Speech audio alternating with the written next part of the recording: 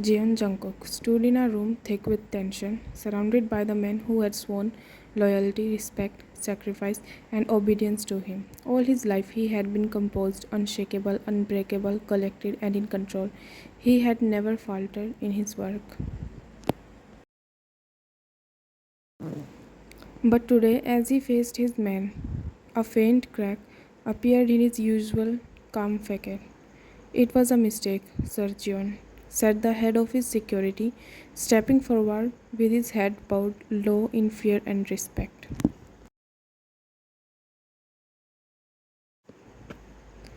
"A mistake?" A low, sharp voice cut through the air before Jungkook could reply. "You call it a mistake, Mr. Choi?" The man stiffened. The sound of clicking heels echoed across the marble floor as she entered. Valeska moved with the grace of someone who always had a purpose. She wore a black turtleneck and fitted black trousers. A long coat draped over her shoulder like a mantle.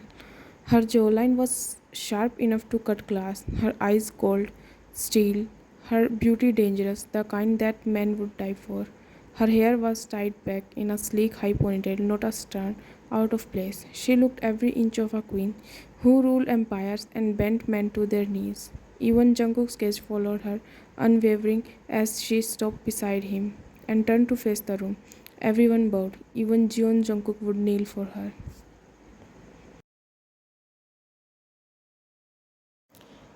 "It's not a mistake, Mr. Choi," Valeska said coolly. Her eyes pinned him like a blade. "It's recklessness." Her voice sharpened as she stepped closer. A recklessness that could cost him his life, that could burn his entire empire to the ground if a cop or our rivals get their hands on that phone. She paused, letting the weight of her words sink in. "Track the phone now. No delays, or else, Mr. Choi, you can explain it as a mistake to the one who will be bleeding later." Choi's face blanched. He bowed deeply and retreated. The others followed, leaving the room in a rush. When the door closed, Valeska turned back to Jungkook. Her voice softened as she cupped his face, her fingers sliding into his dark silky hair. He exhaled, leaning into her touch like a man pulling in a breath of air after a storm. "Hey," she murmured, patting his cheeks gently. "Look at me." He wrapped one arm around her waist, pulling her close. "This whole situation, it's so stressful, but you make it easier." Vanessa gave a small laugh, a soft contrast to the steel in her tone moments before. She leaned in and brushed a kiss across his lips.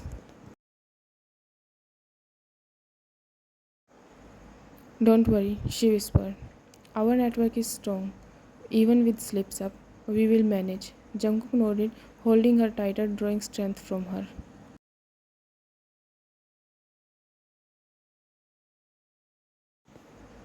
Ryan didn't know where her legs were taking her as she ran ahead at full speed. She risked a glance back. Four men chased her, their heavy footsteps echoing behind. They weren't random goons or cops. They were bank representatives, the same ones who had been hounding her uncle and aunt for the loan they refused to pay. She knew their faces too well. For 5 months they had come, knocking, and every time her uncle and aunt had an excuse ready. But today, when Ryan returned from school, the house was empty. After searching every room, she found only a note on the refrigerator. "We are going forever. Bye." Ryan, "Oh, they even bothered telling me. How genuine. Cute." She giggled bitterly, tossing that note aside and flopping onto the couch. "Now that they are gone, at least I can enjoy life." Movie? Perfect. I haven't watched one properly in ages. She had just started getting absorbed when the sharp pounding of fists rattled the front door. "Ryan, who the fuck is that?" she shouted, but no reply came. She shrugged and turned back to the screen until the banging started again, louder, faster. She jumped in her seat, muttering under her breath, "I was just kidding. They got serious, I think."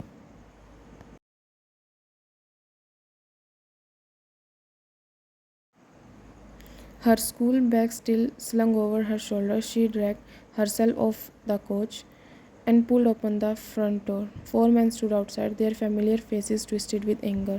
Man one. Where are they? Wyan. They both left. Mantu left. Where did they go? His voice snapped like a whip, his eyes burning with fury.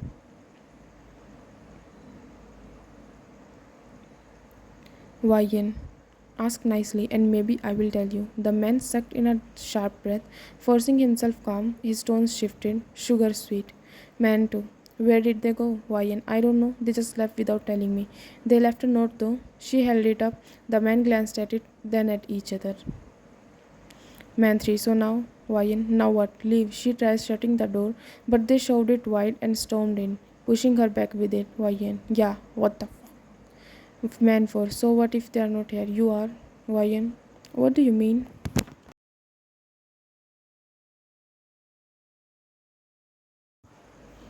Her voice faltered as she stepped back, unease rising like bile. One man lunged, his fingers clamping harshly around her wrist. Man 4. You will work for us now. Wyan's eyes widened. She jerked back, struggling hard. Wyan. Yeah, let me go. They didn't, so she kicked him in the shin. He howled in pain, loosening his grip just enough. Vian bolted, slamming the door shut behind her and locking it. Their fists pounded from the other side, the wood rattling in its frame. Her feet carried her down the street like a fish escaping the net. The crash of wood splintering behind her only made her run faster. Finally, she ducked behind a wall, sinking to the ground and pulling her knees to her chest. Her breath came in sharp, uneven buzz. Vian, those jerks. She glanced around. The single bulb above her flickered weakly, throwing shadows across the alley. She tugged at her hair in frustration. Vian, I don't even have a damn phone.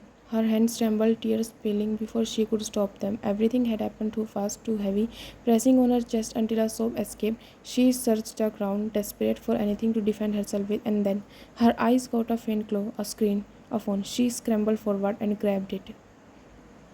Vian, a phone? It looked expensive.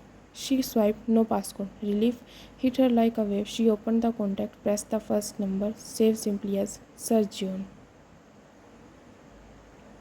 Jungkook was on the phone with his assistant, his tone clipped but professional, while Valeska sat curled on the couch with her laptop resting on her knees. The hum of quiet work filled the room until the door creaked open, both their eyes lifted at the same time. Kira, Jungkook's younger sister, stepped in, her steps light but expect. Kira, are you both busy? Jungkook murmured a final instruction into the phone before ending it. He pocketed it and gave her his full attention. Jungkook, not a lot. What happened? Do you need something? Kira, can you sign my report card?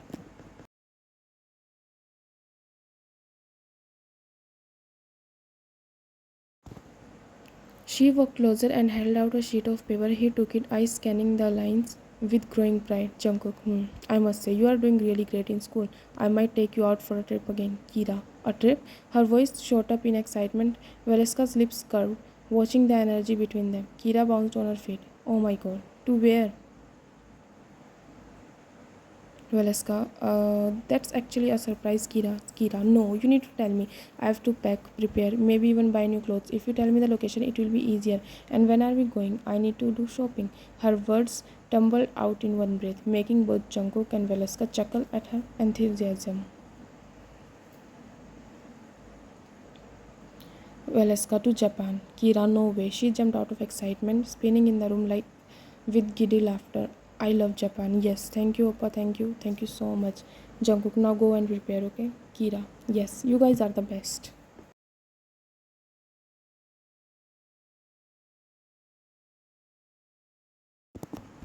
With a bright grin, she darted out of the room. Silence followed her exit, leaving only the weight of what neither of them wanted to say aloud.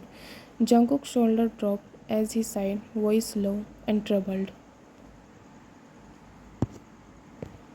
Valeska, are you thinking about it again? She asked softly, rising from the couch and approaching him with quiet, deliberate steps. Jungkook, I can't help it. I see their faces whenever I look at her. It's hard. It's not her fault, but I can't help hating her sometimes, even though she is with this from last 14 years. Jungkook, I still haven't gotten used to Kira's presence. Valeska, Jungkook, she is not like them. She loves you and she can see how much you love her too. Jungkook, okay, but how do I tell her the truth? We can't hide it forever. It has to come out someday. That she is not my real sister, but my enemy's daughter.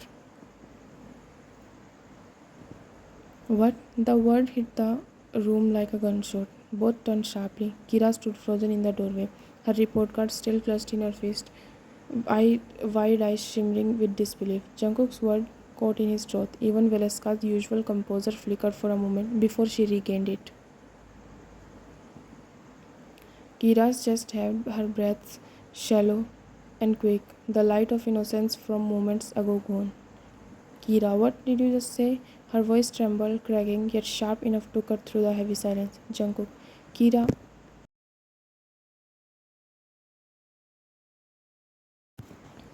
He stepped forward, reaching out, but she recoiled, shaking her head violently. Kira, no, no, tell me I heard wrong. Tell me you didn't just say I'm not your sister. The air grew colder, heavier for the first time. Jeon Jungkook, who had never faltered before his man, never cracked under pressure, was at a loss of words. He froze, paralyzed by the weight of the truth. Valeska extended a hand toward Kira, her voice calm but insistent. Valeska, Kira, listen to me. But Kira's eyes burned, brimming with tears. She refused to let fall. She spun on her heel and bolted from the room before either of them could stop her. To be continued.